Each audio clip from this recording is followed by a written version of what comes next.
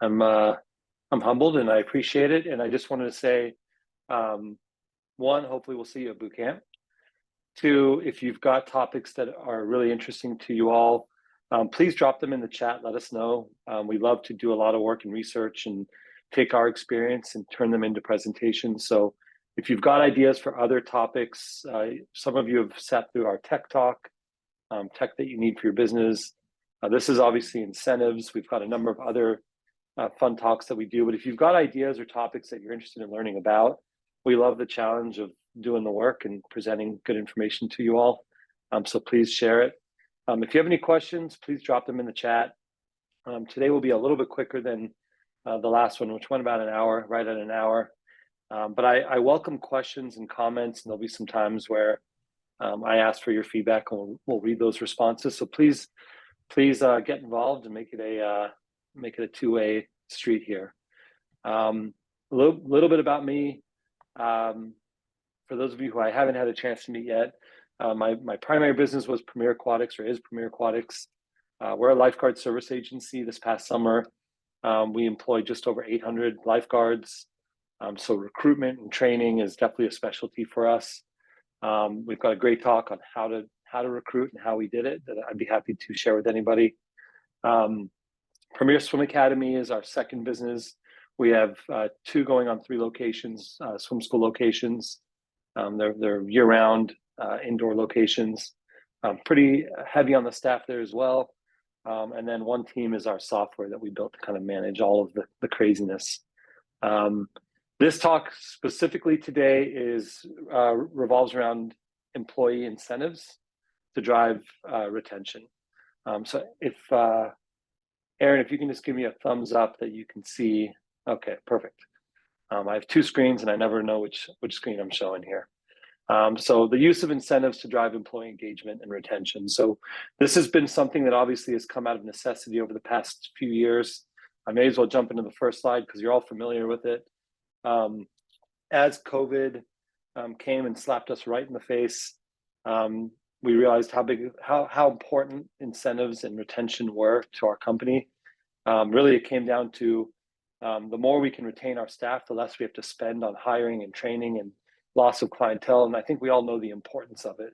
But I pulled together some pretty interesting information in my research. And I'm going to show you a little bit about what we do and how we've done it in the past and what we're kind of evolving towards. And again, I welcome any questions. I'll take some question breaks. Erin's going to do her best to monitor the chat. And she will get you quick and easy responses, which will also tee up any responses for the end or any questions for the end, okay? So first and foremost, what is employee engagement? It's been this kind of elusive thing that nobody really has a clear understanding of what it is or how we grade it. And I've shown this at boot camp before, but some different definitions of employee engagement. So Quantum Workplace says employee engagement is the strength of the mental and emotional connection employees feel towards their places of work. Really interesting definition. Gallup, we all know Gallup. Hopefully you're checking Gallup out and reading about the research that they're doing, but engaged employees are those who are involved in, enthusiastic about, and committed to their work and their workplace. And I want you to ask, I've got a couple more of these definitions, but I want you to ask yourself, when you think about the core of your team, are we describing those people or are we missing the boat? And do we have an opportunity to win a few? So I ask myself this question a lot. I've got these printed out on my desk. Can I say this about my team, my leadership team, all the way down to my first day lifeguards?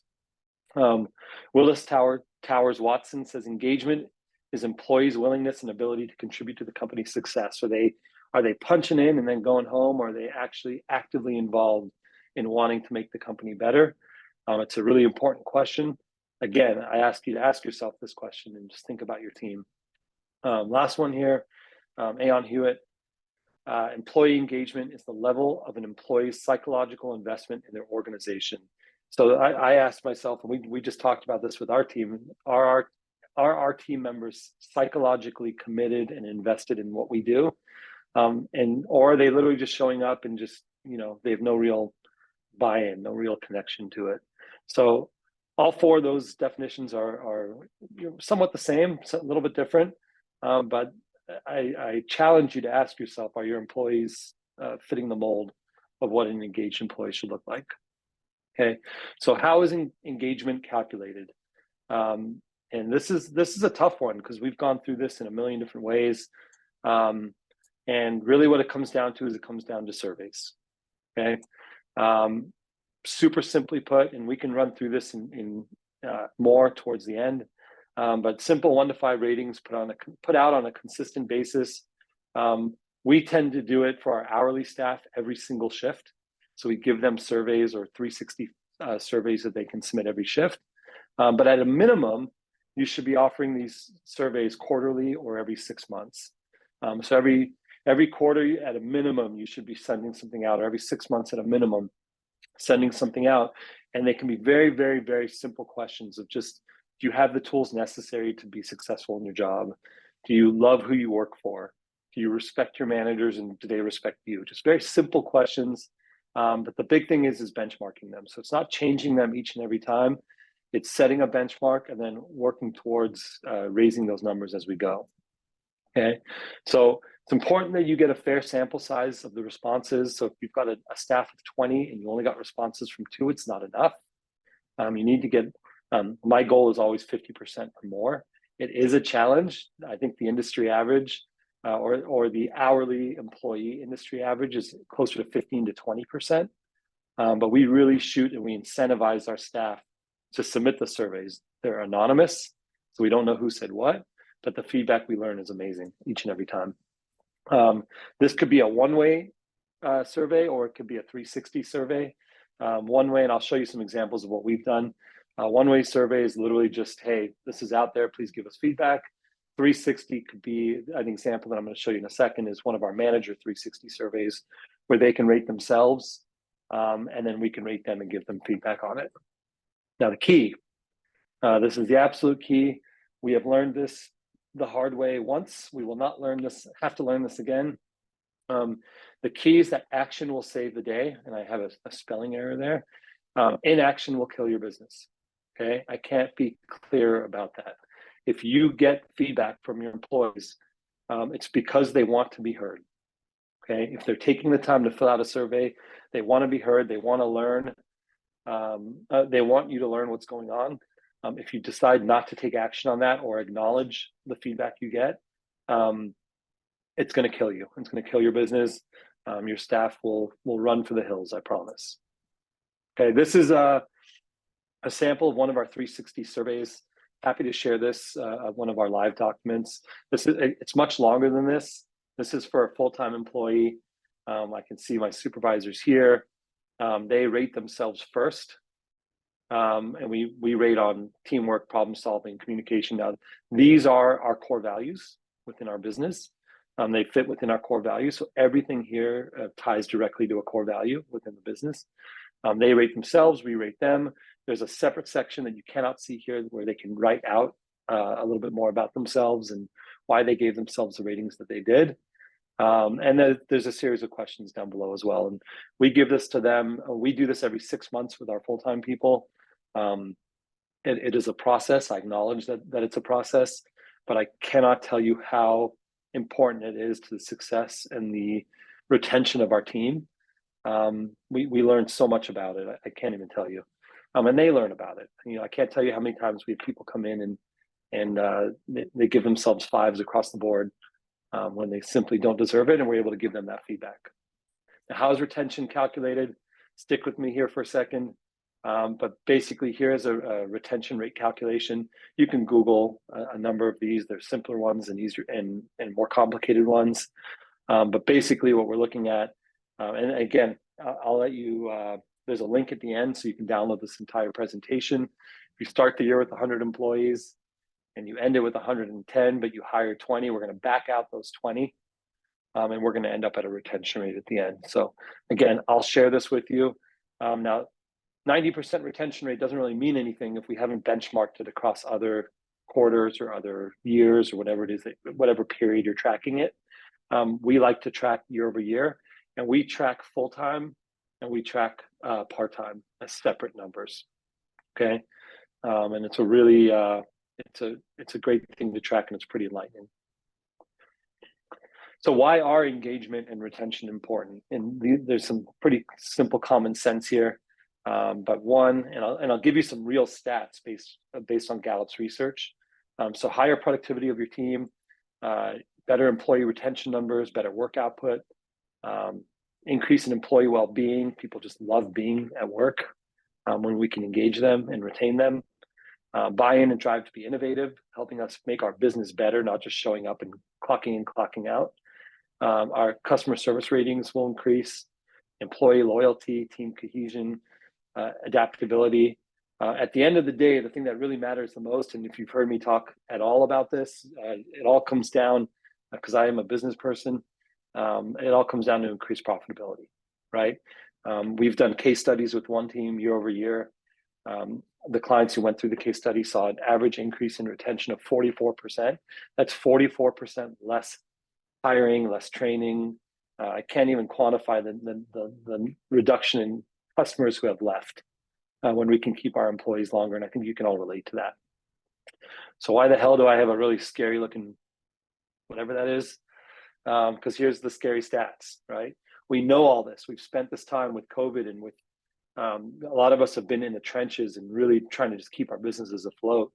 The scary stat is that in 2022, workforce engagement actually reduced by 4 points, and active disengagement increased by 4 points, which is just kind of scary. It's like we know what we need to do, but we're not necessarily doing it. And the other piece that Gallup states is that in 2022, only 23% of our employees were actually engaged. That's terrifying. When you think about 75% or more of your workforce not being engaged in the job we're paying them to do. They're coming, they're clocking in, they may be getting there on time, but are they engaged? Are they working to make the business better, or are they just filling a seat? Now, yep, I had to throw a South Park picture in here, and if can anybody guess what it is? It's beating a dead horse. I'm going to beat a dead horse here. I'm going to preach to you again. So building a highly engaged team is good for business. Okay, and this comes from Gallup. A highly engaged team, so in that 90% or more range, saw 10% higher customer loyalty, 23% higher profitability as a business. This is nationwide, okay? These are not numbers I made up. These are numbers from Gallup. So an engaged team will increase your profitability by 23%. 18% higher productivity on the sales side, which is a little bit different than what we do, but it does relate. 14% higher productivity, 18% lower turnover for those high turnover organizations, which I think we all are fitting into that high turnover organizational model. We tend, the lower turnover are in like the 3-year, 4-year range. I think for the most part, we're all turning people over.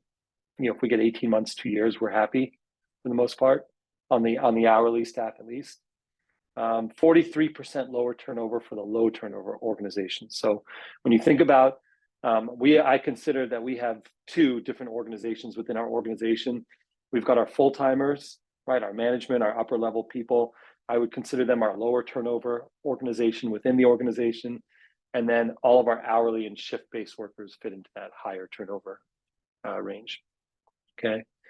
So I think it's important to look at this. This is Hertzbergs 2-factor theory, and this is from the 50s. This is very, very old, but it still holds true across the board. And I'm going to start on the bottom where we talk about demotivators or extrinsic, and then motivators or intrinsic motivations within the organization. And Hertzberg's theory basically talked about the fact that these demotivators or these extrinsic, if they're not there or if they're negative, they could definitely impact. They can hurt your business. They can hurt your retention. It can hurt your motivation within the workforce.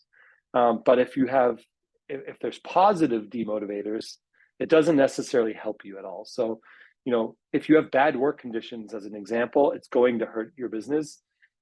Good work conditions, yes, it could help, but I think it's a minimum standard. It's what people expect.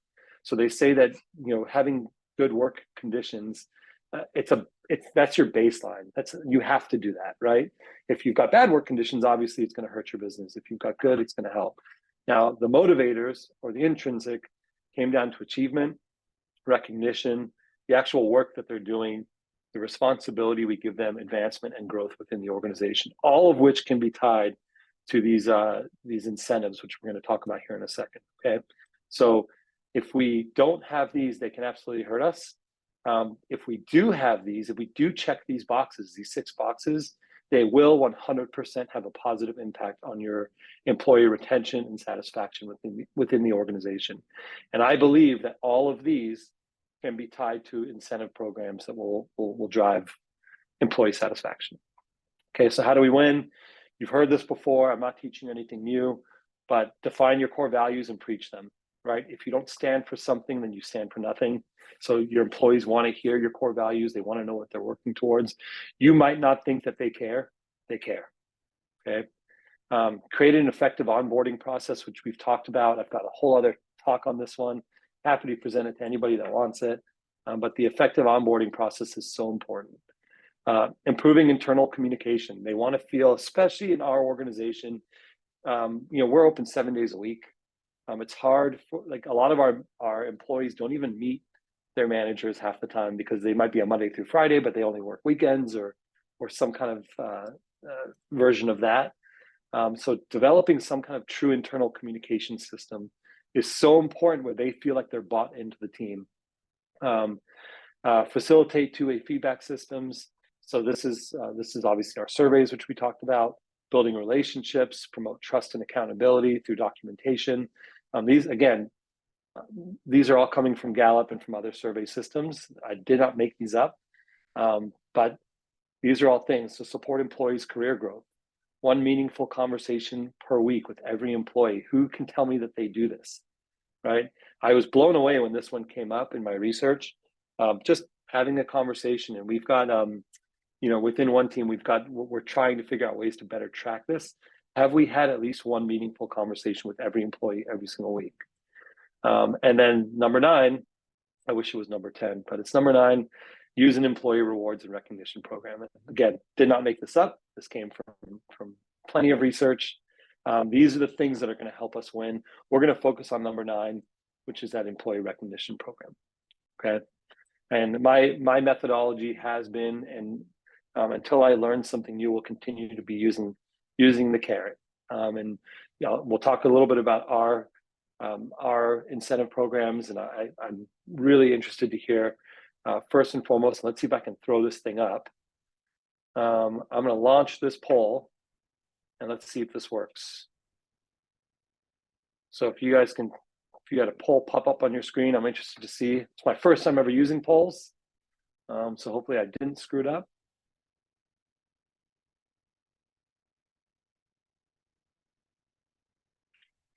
Awesome. So I'm at 30, almost 40 responses. We're at about 45 responses, and pretty amazing. I'm not sure if you guys can see the results, but I'm seeing 43% of the responses are, yes, we are using them. And 55% of the people on this call right now are not using any type of incentive to increase engagement, which is really, really interesting. And I think it'll feed nicely into the next section. And there will be some audience participation in the next section. And cool, that's really interesting. 47 responses, 100% of the people answered on the call. 45% said, yes, we are. 44% said, yes, we are. 56% said, no, not yet. We are not using it. So that's really, really interesting. Thank you guys for sharing. I'm honestly surprised. I am, but I'm excited to hear it because we have opportunities here. Okay, so our methodology within Premier is using a carrot. So we push the rewards and the incentives. We are very vocal and public about what the rewards and incentives are for doing a good job within the organization. I'm going to really go through in depth with what we do for more of our hourly and shift-based staff. I can quickly discuss our full-time staff, and I'll show you. We're actually leaving on a retreat today that our full-time staff earned. I'll show you where we're going and make you all jelly, okay? All right. So there's 2 different types of rewards and reward systems, and it basically boils down to monetary versus non-monetary. Okay, non-monetary being recognition, very intangible things. I've got a kind of a laundry list, which I'm going to share with you next. And then on the reward side or the monetary side, it's more tangible. Like I actually earned something physical, whether it be money or something like that. Okay, so that's how it breaks down. On the monetary side, hopefully you guys all know the movie, Show Me the Money. So there's a few different monetary incentives that we have seen work successfully. Now, I polled a number of people for this, and I did a ton of work in some ChatGPT and a few other things. So first and foremost, performance bonuses. Performance bonuses being tied directly to how they're performing. The key here being, how do we grade or judge how they're performing, what that performance looks like. So again, we worked really hard to develop systems in order to be able to track these without any feelings involved, pure, just how did they perform? Was it positive? Was it negative? Sign-on bonuses. We had to use this on the lifeguard side this year, or this past year. Sign-on bonuses being, hey, free lifeguard cert, or you'll get this $150 bonus if you work 10 shifts within the first month. Things of that nature. Now, the challenges there obviously are being able to track that and being able to really, in an organized fashion, when we're onboarding 800 people, it's tough to track. But if you're only hiring 5 to 10 people in a quarter, it's really, really easy to track just through some simple spreadsheets. If you need help on that, again, my email will be at the end. You can feel free to book some time, and I can show you what we've done. Retention bonuses. So we've talked about this. We do a lot of this within our organization. There's another bonus which I'll refer to, but we've kind of tied two together. We have a profit sharing bonus, and we tied into a retention bonus where they have to be here through a certain period in order to earn it, which has worked really well for us. Holiday bonuses. For those of you who, I'm not sure who does or who does not offer holiday bonuses, but if you are a full-time employee, we do pay you for holidays even if we're not working. Our part-time people who are working holidays, our lifeguards work 365 days a year. They're getting double time or more as holiday bonuses, just as a thank you, and it does motivate them, right? And just a side note, if you do operate on the holidays, we offer shorter shifts. So it could be a 2-hour shift or a 3-hour shift at time and a half or triple time or something like that. Attendance bonuses. All of your incentives that we can help you organize, or you can honestly Google and put some stuff together. Attendance bonuses being the one that we are just about to launch and announce is if you work a minimum of, in the summer months, if you work a minimum of 3 shifts a week, you will get this big bonus at the end of the summer. Okay, so for us, it's cheaper to hire less people and have them work more. So honestly, we did the math and we figured out, hey, how much money would it save us if we had less people working more shifts, and we're offering them half of that savings as an attendance bonus. Sales incentives. So our full-time people have this opportunity. I'm not sure how many of you have this. I'm not sure how many of your front desk staff have sales incentives, but building out a super simple sales incentive will motivate the hell out of them. I promise you. And this is something that's easy to put together. It's conversion rates of phone calls or leads. It's again really simple to put together. It's simple to track just using spreadsheets. And people are motivated by money, and they like to win. And honestly, you all know that sometimes going to the gym again or going to the swim school again can feel like Groundhog's Day. So if we can start adding in some of these little incentives or opportunities, it does motivate people and get them excited to come in. It changes the day. Our monetary incentives, raises, is what it comes down to.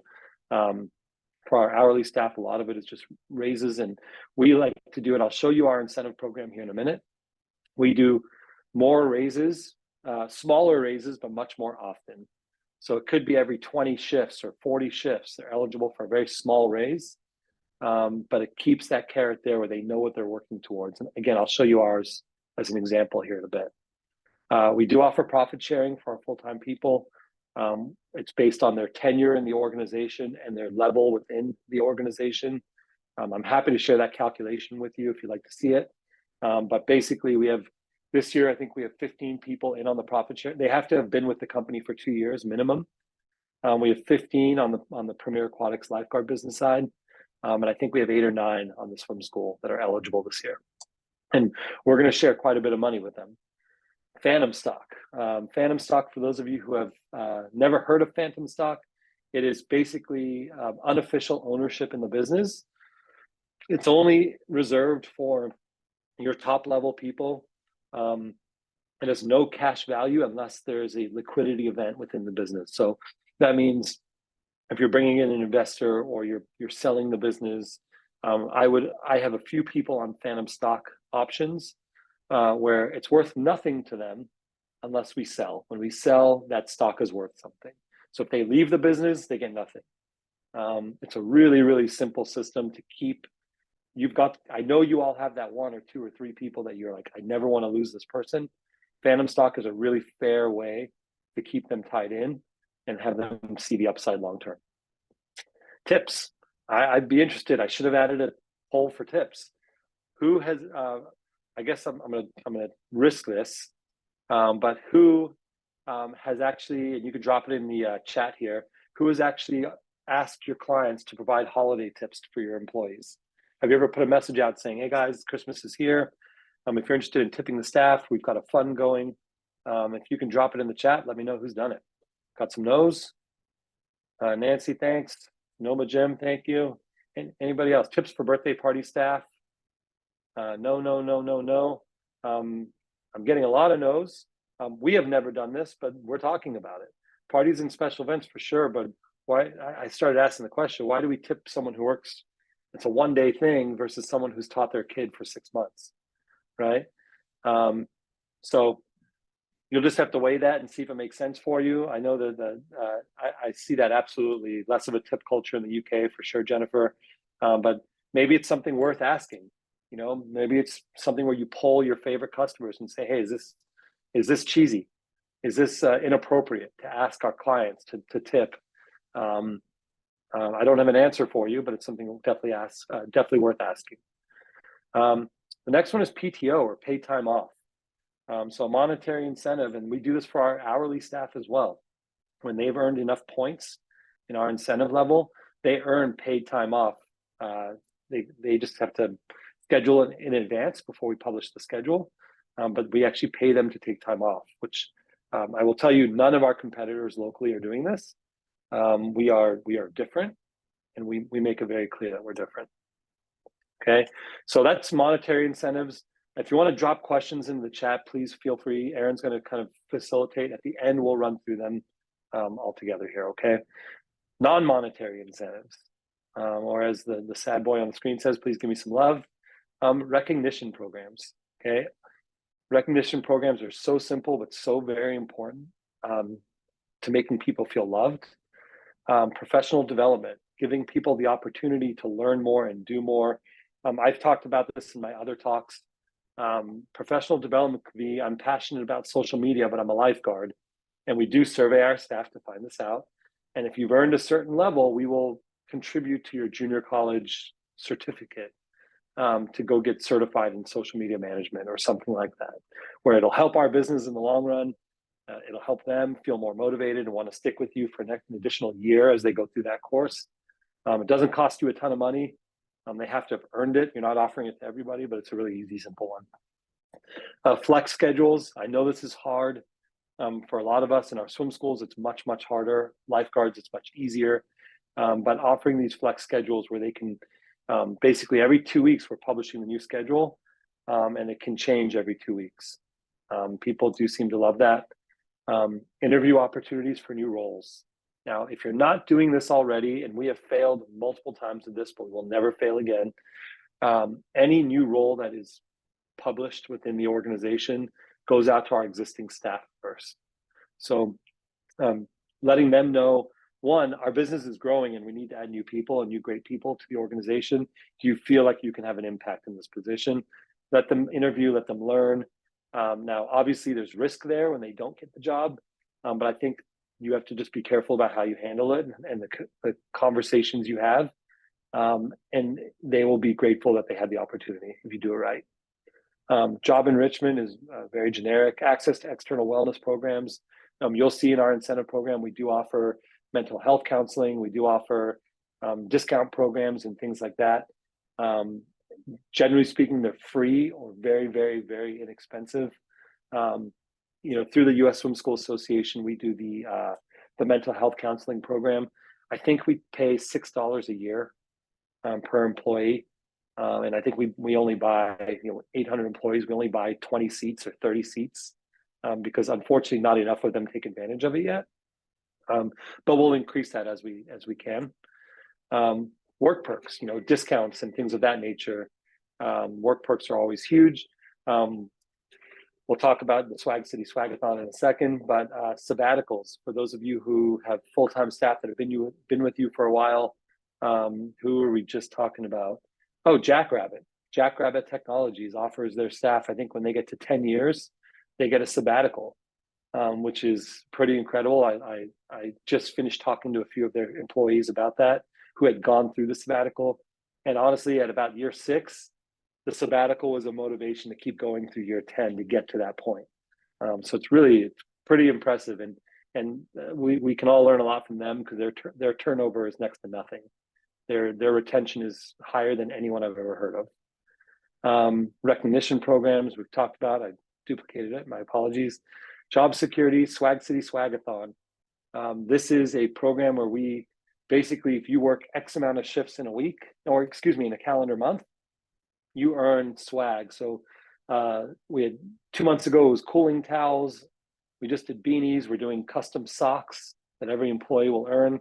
And now we've got our staff who are working towards these swag perks.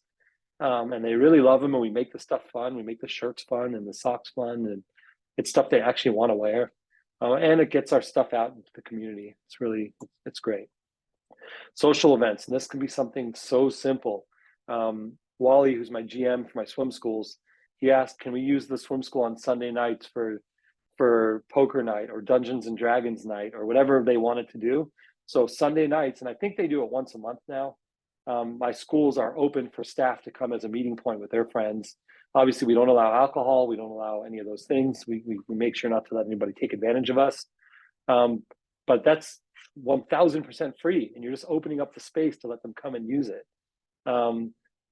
Versus other social events where we do with our happy teams, with our external teams, we try to go every quarter. There's some kind of social event for the team, whether it's bowling or a pizza night or movie night. You'd be surprised at how inexpensive these things are and how much of an impact it has on your employee satisfaction. Autonomy is a little bit hard in our roles, but in your more higher level leadership roles, autonomy is something you should be giving and working towards. So letting them make their own decisions and let them impact the business on their own. And we call that a seat at the table, right? So letting them have feedback, letting them, we have a council. We have a part-time hourly council, people that we interview, and as we're introducing new incentives and new things, we bring that council together and we get their feedback. And let me tell you, they could be a 16-year-old lifeguard. And we're sitting at a table with the owner of the company and we're saying, hey, what do you think of this? This is what we're thinking. And we welcome their opinions. Okay. This is a sample. I'm going to show you my two different companies. This is Premier Swim Academy. This is our incentive program. And it's important to note that basically when they reach 9 points, they complete level 1. When they reach 21, they complete level 2. And we've automated this incentive program where every time they earn enough points, and a point can be a shift. If they pick up a shift last minute, it could be double points. We track those points and they automatically earn these incentives through the system. Now, you'll notice here, they finish training, they get a t-shirt and their bio and picture on the website, then they get their first raise at 40 points or 41 points, they're eligible for their first raise. After level 4, they get a gift card. Then they get triple points, then they get swag, then they get access to other programs, okay?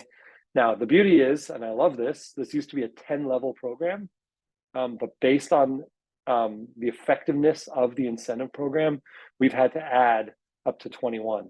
And that's even more, I believe, on the Premier Aquatics side, okay? So you'll see more frequent raises. And I do notice, and we've addressed this, it is not 3% per raise. It's 1.5% per raise. It has to, the raise can't be, the annual raise can't be more than what you're actually raising fees for your clients. And it's up to 1.5% or up to 3%. And based on their performance within that level, will determine how much of a raise they get. Okay. Now here's Premier Aquatics. This is my lifeguard business. You'll notice it's a little bit different. Every 20 points is a level up. And here they can get a team jacket or a raise or water bottle or gift card or whatever it might be. These are all things. And this is in flux. We change this as we notice that, maybe the tumblers became too expensive. So we have to change that up. We just communicate out that it's changing a little bit, and we haven't had any issues. So you can see we're up to 21 levels here. We're actually up to more than 21 levels on Premier Aquatics, but it just keeps going. We've got Disneyland tickets, we've got trips, we've got all these things. But at the end of the day, if we've got a part-time hourly employee who, based on statistics, only would have stayed with us for 6 months, who has now stayed with us for 2 years, I have made a lot more money as a business owner. We've retained a lot more clients as a company. And overall, the satisfaction within the company is going to be much, much higher. Okay. So now I'm going to ask you to chime in. I'm going to ask you guys, what have you done to offer incentive programs? What kind of incentives have you offered? Excuse me. So for the 44% who said, yes, we're offering incentives, if you can just chime in and say, hey, this is something we've done, or I'd love to read a couple of those. I'll give it a minute. And I do see questions. I'm going to get to all these questions as we get through. Gas cards, great. Honestly, Aiden, that's a great idea, especially in light of, I don't know where you guys are located, but that's huge. Anytime a customer submits a Google review, they get a $10 gift card. Absolutely. We've done that one as well. We actually just offered a level up incentive program where whichever employee gets the most level ups within our swim program can earn, I think in the swim schools, it was a $500 gift card over the course of a 3-month period. It was a 500, then a 300 and 100 for our first, second, and third. Let's see. Tumble and learn, 30 minutes of education, 30 minutes of open tumble. Cool. Internal shout out system. So staff recognizes each other and they get a $5 Dunkin' or Starbucks gift card from the managers. It's great. I'd be interested to hear how you track that. After you work 3 months, you get PTO, access to open gym, monthly bonuses for perfect attendance. I love that. Awesome. Really great ideas. I'll share these. I'll copy paste this if anybody wants them. But all really, really good ideas. We've offered gift cards for certain things. Most recently, all coaches who completed a training were entered into a drawing for a $25 gift card. Great. Love that. Generally speaking, it's pretty simple to track. And the one thing I will say, cool, use an app called Band for special group shout outs. That's great. Now, one of the incentives that we talked about, and I'll go backwards for a second, is, and I'm going to go backwards, not forwards, is a seat at the table or autonomy, job enrichment. These are all examples of non-monetary.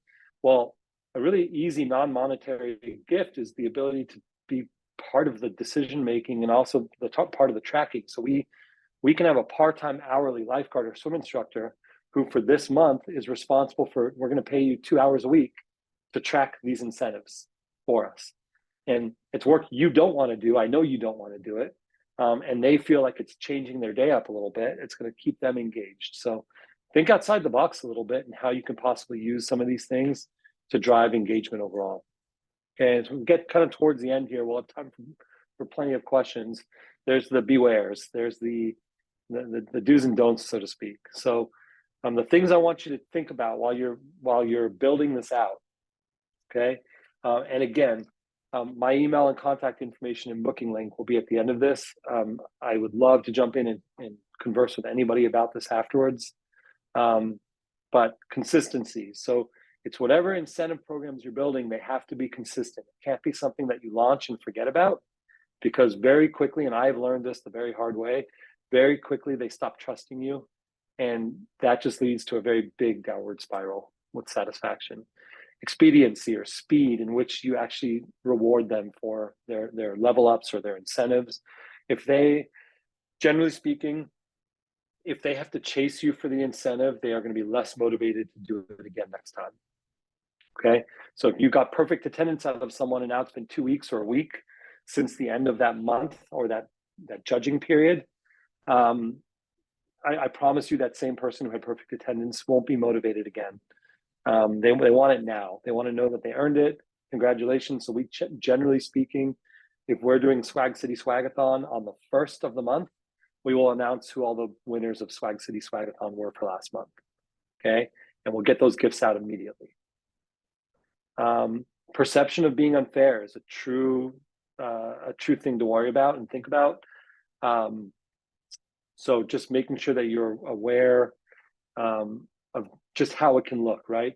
Well, I only work mornings and there's nobody judging nobody's grading me on my incentive program because I only work mornings and there's no one working in the mornings. Or same thing for the weekends. The person who runs the incentive program doesn't work weekends, and now all those weekend people feel like it's unfair.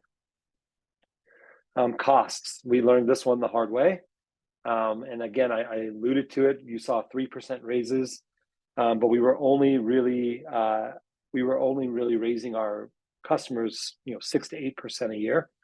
But we were giving raises of upwards of 12% a year, which sounds insane, but it helps. It works.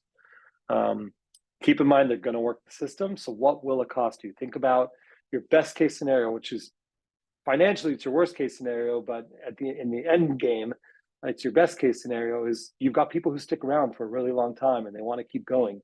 What is that actually going to cost you? You can't realize down the road that it's costing you too much and change it. Okay. Complexity. If it's too confusing, if you need, hopefully you've all seen the Three Amigos. If you have to, follow the blind horseman or the invisible horseman to go find El Guapo, then it's not going to work. If it's too hard to understand, it needs to be simple, which is the beauty of the system we built. Literally, work a shift that's good, you earn a point. Earn enough points, it unlocks the levels. The levels are written out clear as day on our employee portal, hiring packets, everywhere. They know exactly what they're working towards. It could be demotivation, right? It could be something where, hey, I don't feel like I'm getting anywhere and I'm going to stop trying, right? If they've missed incentives. Lack of evaluation of the program. Again, I've already talked about this, but they're going to game the system, so there is potential for that. You have to be ready for it.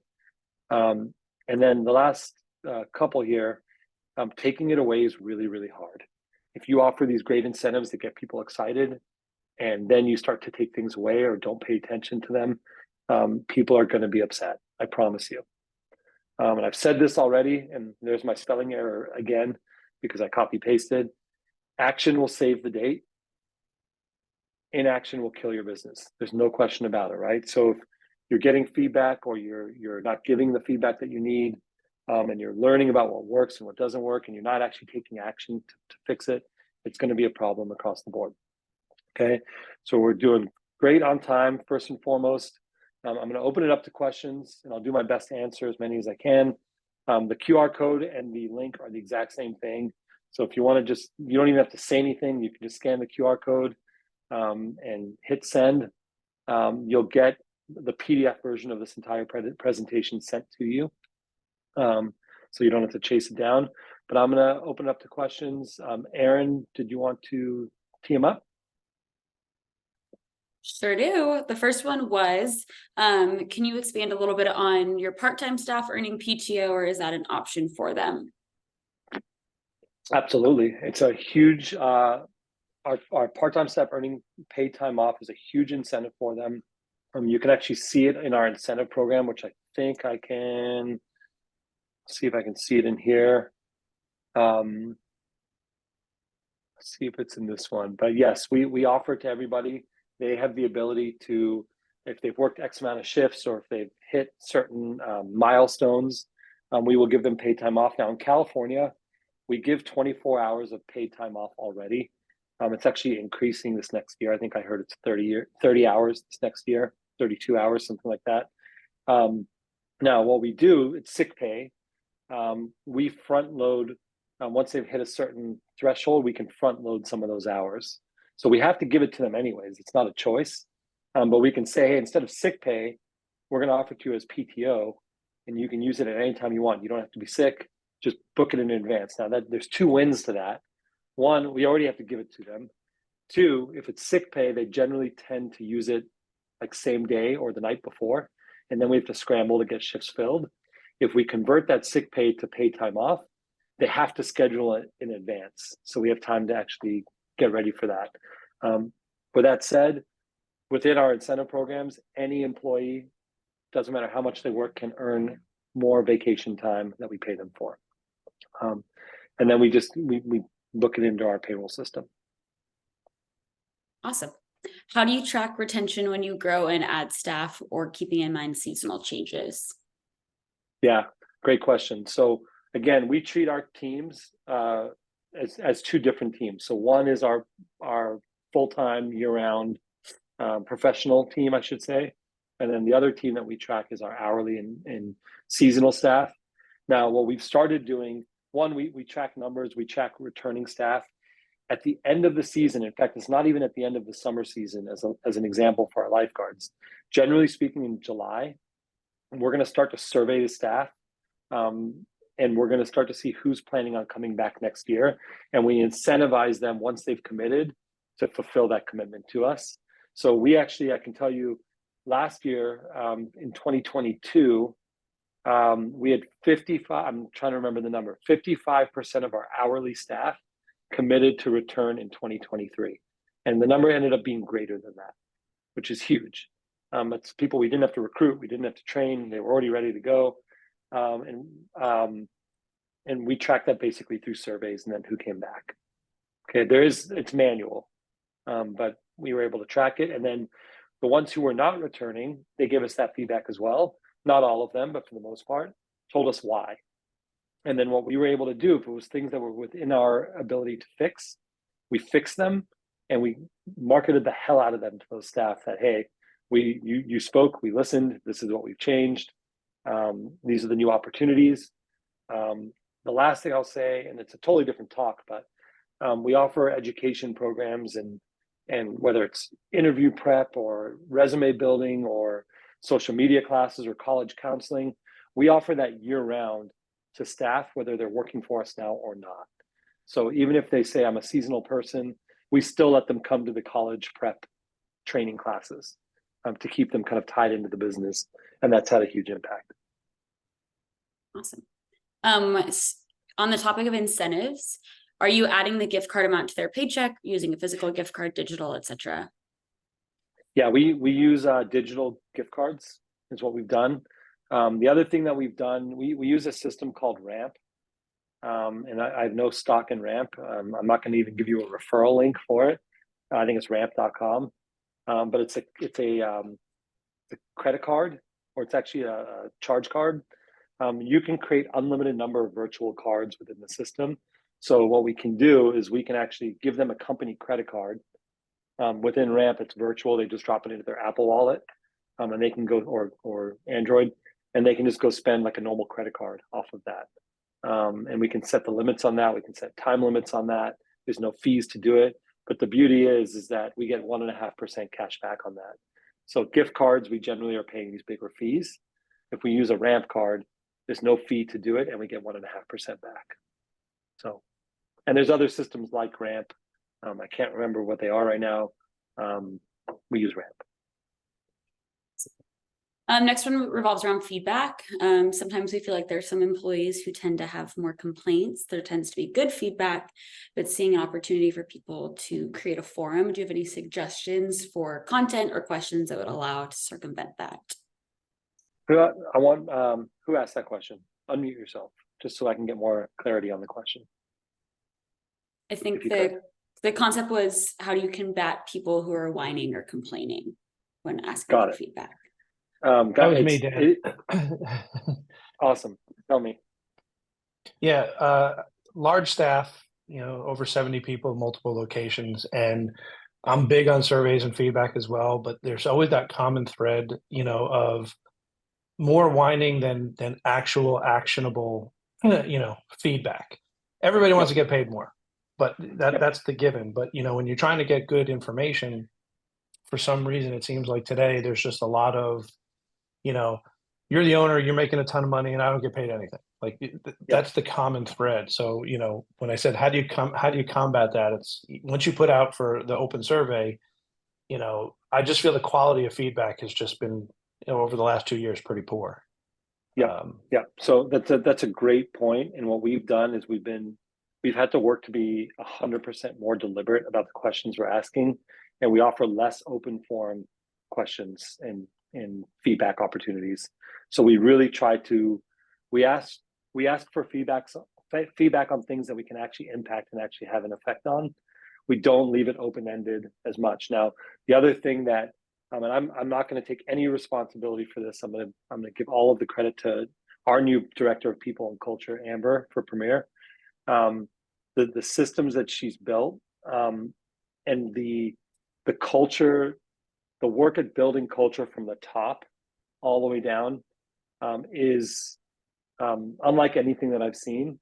And when your top level leadership is die hard, ride or die, Yellowstone brand on the chest team, honestly, that just filters straight down into your team and into your people. And the ones who are consistent complainers, and I don't know who's on this, so I should be very careful. The consistent complainers, we tend to try and get rid of. Now, a way that I've done that is I've drawn a line in the sand, and I've done this now a few different times. And I've used this for different things. I don't always do it for the consistent complainers, but I've literally walked into an office and I've said, all right, I have a severance check for you.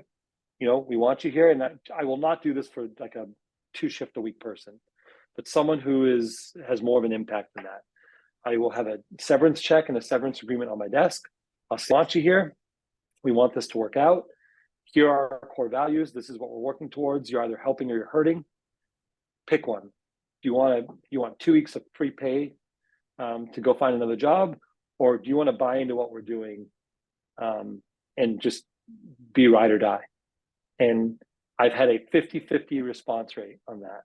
I've had half of the people have said, I'll take the check, I'm out of here. And the other half have said, nope, I'm going to stick around. I love this place. I want to be here. Let's go. So hopefully that helps. But drawing a line in the sand and just saying like, look, dude, here's the feeling I get from you. And we've said it just like that.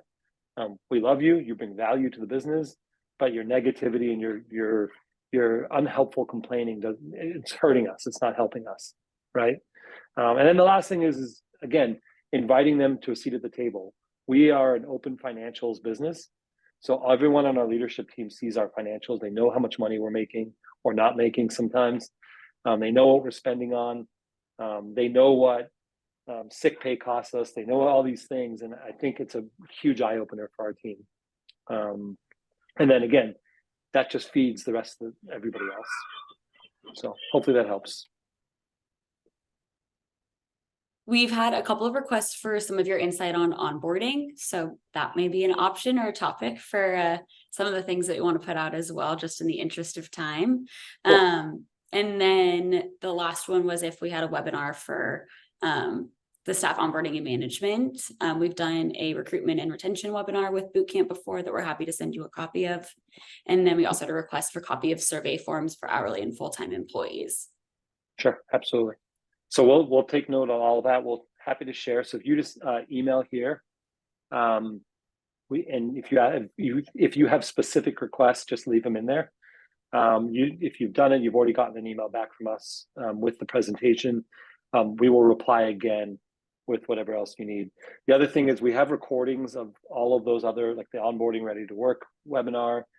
We've got recordings of a few others, and happy to present if you want. We just love doing these. We learn a lot from these. If you wanted something for your team or a group of teams, we're happy to do a one-off. So just let us know. Okay. Any other? Accelerate. I see that Aaron, happy to share. We actually did a recruitment webinar for Bootcamp, and we have that recording we can share with you. So we love your feedback. If you guys loved it, if there's other information you'd like to see, please just let us know. I really appreciate you getting. It's funny. I thought we would be 30 minutes, and here we are in an hour. I really hope you found value from what we talked about. If there's anything specific you want to learn about for next time, please let us know. And we're here to help. Okay, I'm going to stick around for a minute. If anybody has any specific kind of, I guess, specific questions, I'm here. Otherwise, we'll see you. We'll see you soon. See you at boot camp, hopefully. All right. Thank you guys for coming. I'm going to kick you all out, and we'll see you next time. Thank you.